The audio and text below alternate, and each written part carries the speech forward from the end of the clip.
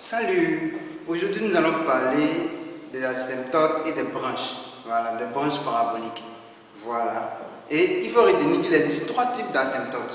D'abord, l'asymptote verticale, l'asymptote horizontale et l'asymptote oblique. Voilà. Donc nous allons commencer par l'asymptote verticale. Ici on va mettre asymptote verticale.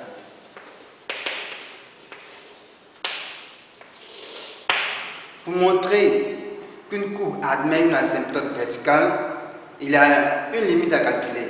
Et la voici. On calcule la limite de f de x lorsque x tend vers x0.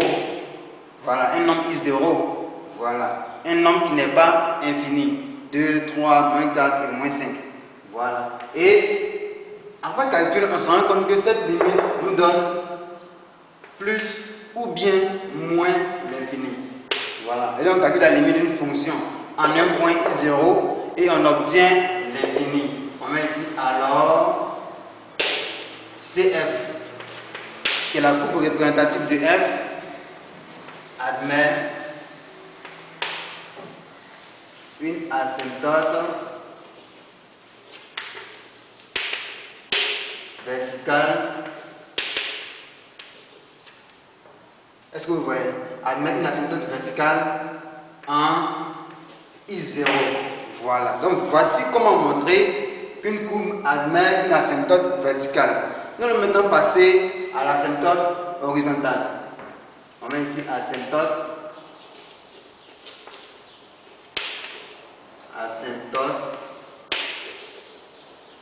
horizontale. Ici, c'est aussi un calcul de limite. Voilà, on va calculer la limite de toujours f de x. Lorsque x tend vers cette fois-ci plus ou bien moins l'infini. Voilà, c'est-à-dire ici on calcule la limite de f en l'infini et on se rend compte que c'est égal à un nombre b qui est un réel. Voilà, on dit alors CF, qui est la courbe représentative de f, admet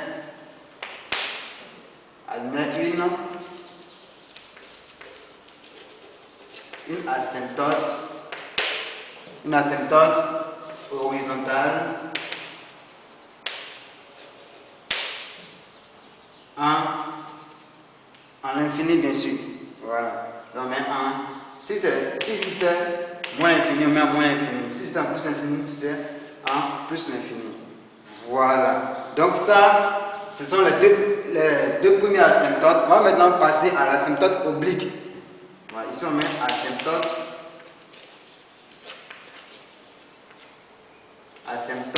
oblique. Pour montrer qu'une courbe admet une asymptote oblique, voilà, c'est encore une limite qu'on doit calculer. L'asymptote, il faut retenir que c'est une droite. Voilà, c'est une droite. Et cette droite-là, ici, aura une équation. Voilà. Ici, notre droite aura une équation de la forme, par exemple, D, qui est l'asymptote, sera de la forme Y égale à x plus b. Comme c'est une droite, on sait bien que l'équation d'une droite est de la forme ax plus b. Voilà. Donc ici on aura d qui est l'asymptote. D aura pour équation y égale à ax plus b. Donc ici on va calculer la limite de f de x moins y lorsque x tend vers plus ou moins l'infini. Voilà, ça va dépendre plus ou moins l'infini. Et on s'en rend compte que c'est égal à 0. Si c'est égal à 0, alors la courbe représentative de f, la même chose, admet une asymptote oblique. Est-ce que vous voyez? Voilà, et l'asymptote oblique, voici son équation, ax plus b. Voilà, donc voici les trois asymptotes qu'on peut vous demander lors d'un exercice. Voilà, donc retenez bien la formule, les limites qu'on doit calculer, et je pense que vous serez capable vraiment de répondre à toutes sortes de questions sur cette partie. Nous allons maintenant faire des exercices pour mieux comprendre cette notion d'asymptote. Voilà. Ici, on nous donne d'abord f de x qui est égal à moins x plus 4 sur x moins 3. Et on nous demande CF admet-elle une asymptote en 3? Voilà, donc on nous demande est-ce que CF admet une asymptote en 3? En 3, ça veut dire que x tend vers 3. Du coup, on voit déjà qu'il veut nous demander si notre couple CF là admet une asymptote verticale. C'est ce qu'on va vérifier. On nous demande d'abord de calculer la ligne de f de x lorsque x tend vers i0 qui est 3 ici. Et c'est ce qu'on va faire. On a la limite de f de x lorsque x tend vers 3 est égale à la limite de moins x plus 4 lorsque x tend vers 3. C'est bon? Ici, on va remplacer les x par 3. En haut, on a moins 3 plus 4. Ça nous fait 1. En bas, on a 3 moins 3 qui nous donne 0. C'est bien réel sur 0. Or, quand c'est réel sur 0, on sait bien comment faire. On va séparer le numérateur du dénominateur. Lorsque x tend vers 3, on y vient mettre, on a la limite du numérateur qui nous donne. Lorsque x tend vers 3, ça va faire moins 3 plus 4. Moins 3 plus 4, ça fait 1. Et la limite du dénominateur, je n'ai pas mis 1 sur le dénominateur. J'ai pris seulement le dénominateur et j'ai calculé sa limite. Je montre au professeur que ça fait 0. Et on sait très bien que 1 sur 0, ça va donner toujours l'infini. Et le signe de l'infini va dépendre maintenant du signe du dénominateur. Donc ici, on va étudier le signe du dénominateur, le signe de x moins 3. Pour étudier le signe de x moins 3, on va faire un petit tableau de signes. X moins 3, ils ont même moins l'infini, plus l'infini. On sait que ici, ça va s'amener en quoi? À droite, c'est le signe de x. Donc on met ici plus, on met moins. Donc vous voyez qu'à gauche de 3, on a moins et à droite, on a plus. Du coup, on peut dire ici que la limite de 1 sur x moins 3 lorsque x tend vers 3 est bien égal à gauche, bien sûr, c'est moins l'infini. Et à droite, ça va donner plus l'infini.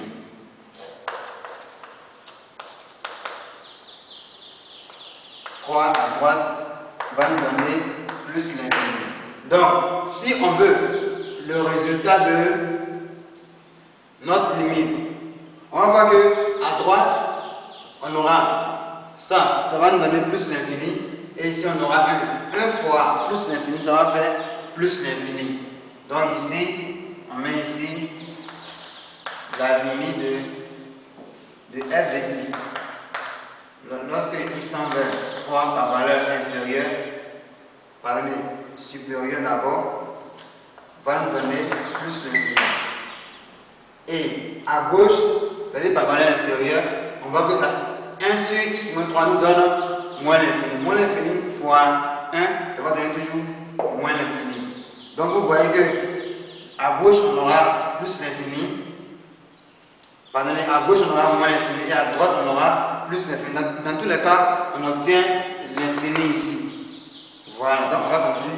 On va mettre la limite de f de x lorsque x tend vers 3 par valeur inférieure, cette fois-ci est bien égal à moins l'infini. Donc, puisque on a eu comme résultat infini, alors CF admet, on va écrire CF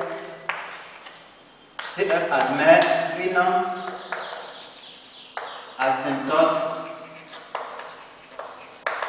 asymptote verticale. Une asymptote verticale d'équation ou en 3. On peut dire en 3 ou on peut donner l'équation. L'équation x égale à 3. Voilà. Donc voici la conclusion qu'il faut tirer. Maintenant, on calcule la limite. Voilà. Donc c'est un peu ça. C'est comme ça qu'il faut montrer qu'une courbe admet une asymptote verticale. Voilà. Nous allons maintenant passer à une autre fonction. Ici, f de x égale à 3x carré moins 4x plus 1 sur x au cube plus 2x carré moins 7. Et ici, on nous demande CF admet-elle une asymptote en moins l'infini. Lorsqu'on voit en moins l'infini, c'est que x tend vers moins l'infini. Voilà. Du coup, déjà, on peut voir qu'on nous demande si CF admet une asymptote horizontale. Voilà. Donc, ici, on nous demande de calculer seulement la limite. Et en fonction du résultat, on va conclure. Donc, on va calculer la limite de f de x. Lorsque x tend vers moins l'infini. Puisque ici, on nous a dit en moins l'infini. Voilà. La limite serait égale à 3x carré moins 4x plus 1. X au cube plus 2x carré moins 7. Lorsque x tend vers moins l'infini. Ici, c'est une fraction, c'est une fonction rationnelle. Voilà, c'est une fonction rationnelle et la limite des fonctions rationnelles en l'infini, bien sûr, revient à prendre le monombre le plus haut degré au numérateur, le monombre le plus haut degré au dénominateur. Donc, c'est ce qu'on va faire. Ça sera égal à la limite de 3x carré sur x au cube lorsque x tend vers, bien sûr, moins l'infini. On simplifie par x au cube, ça va rester la limite de 3 sur x lorsque x tend vers moins l'infini. Voilà. Ici, on aura 3 sur l'infini. Réel sur infini, ça va nous donner 0. Réel sur infini nous donne réel parvenu sur infini nous donne 0. Voilà. Donc ici on aura réel sur l'infini qui nous donne 0. Donc la limite de f de x lorsque x tend vers moins l'infini est bien égal à 0. Et comme ici on nous dit si on trouve un nombre qui est réel, 0 est un nombre réel, 0 appartient à R, alors CF admet avec lui, on va préciser que 0 appartient à R, alors CF qui est la courbe représentative admet une asymptote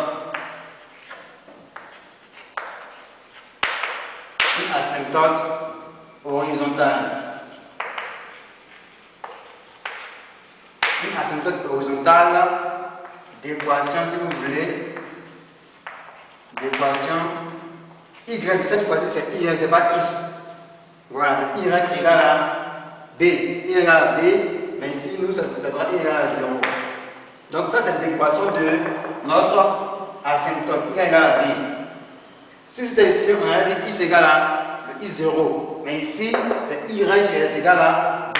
Donc, voici comment montrer qu'une courbe admet une asymptote horizontale.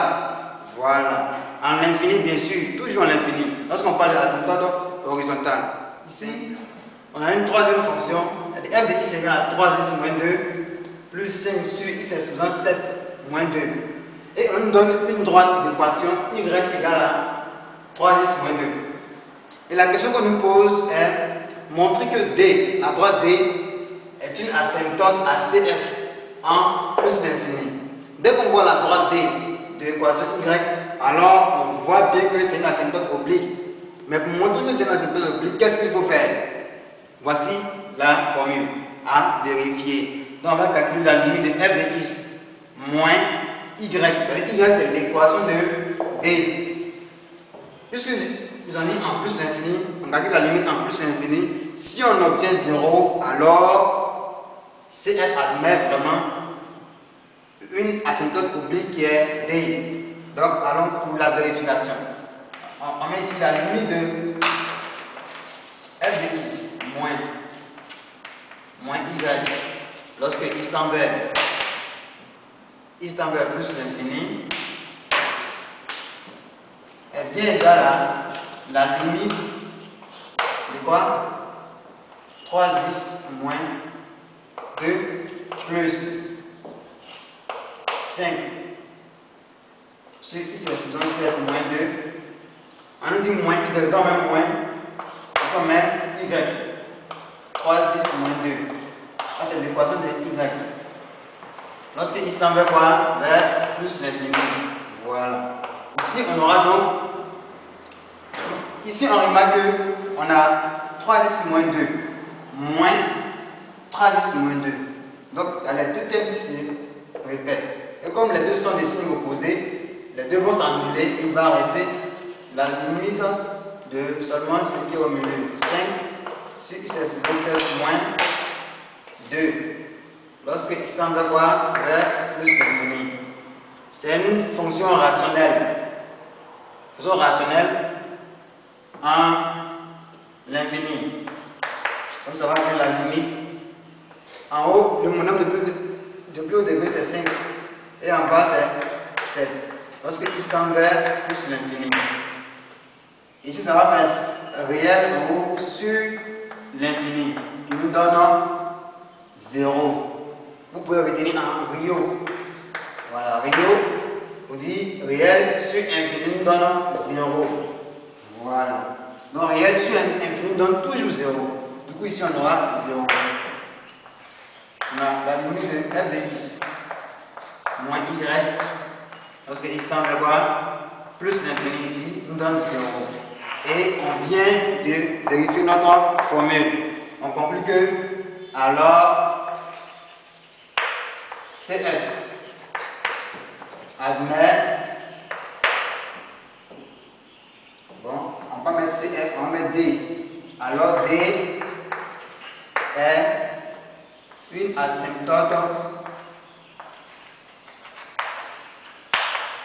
asymptote oblique, cette fois-ci, oblique à CF. Voilà. Et l'équation de D, c'est, bon, on va mettre en plus l'infini, mais l'équation de D, c'est y égale à 3x moins 2. Voici comment représenter notre y. Donc voici comment montrer qu'une asymptote est oblique à notre CF. Dans cette partie maintenant, nous allons apprendre ensemble comment représenter une asymptote. Voilà, parce que parfois c'est un peu délicat. Ici, dans la première partie, dans l'exercice que nous venons de faire, on a remarqué que le résultat qu'on a eu, c'est que la limite de f de x, lorsque x tend vers 3, c'était 3, on a trouvé moins l'infini à gauche et plus l'infini à droite. Donc c'est plus ou moins l'infini. Et pour l'asymptote horizontale, la limite de f de x, lorsque x tend vers moins l'infini, on avait eu 0. Et ici, on a montré que la courbe admet moins une asymptote oblique. Et l'équation de l'asymptote, c'est 3x moins 2. On va d'abord représenter l'asymptote verticale. L'équation x égale à 3. Donc, on va chercher à représenter 3 sur notre courbe. Ça, c'est 1. On a 2 ici et 3. Donc, 3, on a ici. Et puisque c'est une asymptote verticale, du coup, on prend la règle et on trace. Donc, voici un peu, on trace en 3. Donc voici l'asymptote verticale. C'est bon? On va maintenant tracer l'asymptote horizontale. Ici on a dit que c'est l'équation y égale à 0. Or on sait que ça représente la droite des y. Donc on va chercher 0 ici. Ici, voici 0. Donc l'asymptote horizontale sera l'axe des abscisses. Voici l'asymptote horizontale à CF. Après, on nous demande, donc ici on va mettre AH, je dis asymptote horizontale, mais ça on n'écrit pas sur la courbe, pour vous montrer. Et ça on a eu asymptote verticale, AV. On va maintenant chercher l'asymptote oblique, qui a pour équation y égale à 3x moins 2. Or, on sait très bien que pour représenter une droite, on a seulement besoin de 2 points. Voilà. Donc, on va d'abord remplacer x par 0. En remplaçant x par 0, on obtient y égale à 3 fois 0, ça fait 0, moins 2, y égale à moins 2. X égale à 0 et y égale à moins 2. Voici moins 1, voici moins 2. Du coup, on aura notre premier point ici. Après, on prend un point quelconque, par exemple x égale à 1. Si x égale à 1, on aura 3 fois 1, ça fait 3. 3 moins 2, ça fait 1. Du coup, quand x égale à 1, y égale à quoi? Égale aussi à 1. Donc, on est ici. Donc, on va tenter comme ça. Donc, voici notre deuxième point. On prend la règle, on relie les deux points, on trace. Voici l'asymptote oblique. Donc, voici un peu comment représenter une asymptote sur une courbe. En parlant de branche parabolique, vous devez savoir que pour montrer qu'une courbe admet une branche parabolique, voilà, de direction OI ou OJ, il y a des conditions à remplir. La première condition, c'est la limite de f de x, qui est notre fonction, en par exemple plus l'infini, est égal à l'infini. On met ici par exemple plus l'infini. Est-ce que vous voyez? Il faut que la limite en infini donne l'infini. Est-ce que vous voyez? Donc ça, c'est la première condition à vérifier. Deuxième condition, ici on va mettre ici et la limite de f de x sur x lorsque x tend vers l'infini toujours. Ici on va mettre plus l'infini. Plus l'infini ici on obtient 0. Si on obtient 0, alors ici on va enlever ça. On va mettre alors CF admet une branche parabolique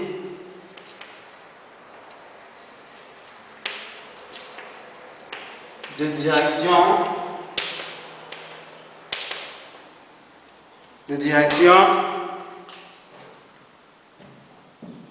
OI. Il vient OI. Voilà. De direction OI. Lorsqu'on trouve 0, alors c'est de direction OI. Et si on trouve plus l'infini,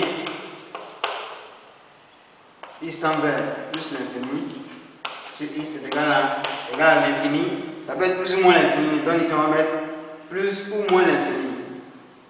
Plus ou moins l'infini. Plus ou moins l'infini. Alors, CF admet une branche parabolique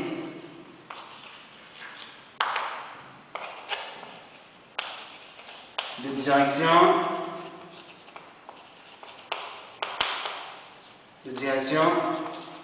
OJ. Voilà, donc voici un peu les formules à retenir. D'abord, il faut montrer que la limite en infini donne d'abord l'infini. Et si ça c'est vérifié, on vérifie maintenant la limite de f de x sur x. Si c'est égal à 0, alors c'est une branche parabolique de direction OI. Si c'est égal à l'infini, c'est une branche parabolique de direction OJ. Voilà, c'est un peu ça. On va maintenant essayer d'expliquer par un exemple palpable ce qu'on vient d'énoncer ici. Voilà, ça représente la courbe représentative de la fonction x carré. Voilà, donc ça c'est la fonction x carré, c'est CF de x carré qui est là. Et on nous dit que ça, ce sont les branches, ce que vous voyez, c'est ce qu'on appelle branche parabolique. C'est les branches paraboliques.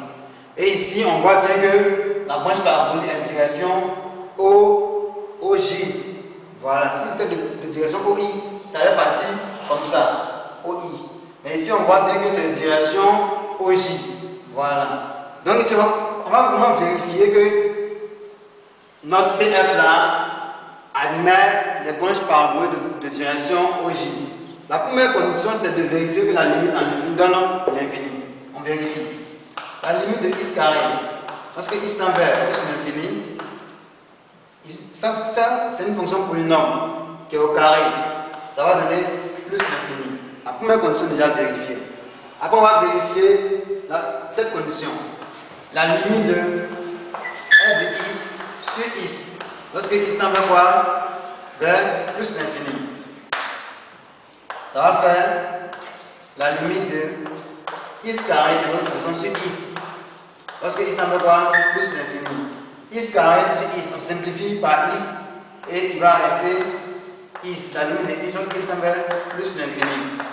La limite de x lorsque x tend vers plus l'infini, ça va faire quoi? Plus l'infini. Donc ici on voit bien que la limite de f de x sur x, lorsque x tend vers plus l'infini, est bien égale à plus l'infini. Et on a dit que si la limite donne infini, alors ça veut dire que ça admet, CF admet une branche parabolique de direction OJ.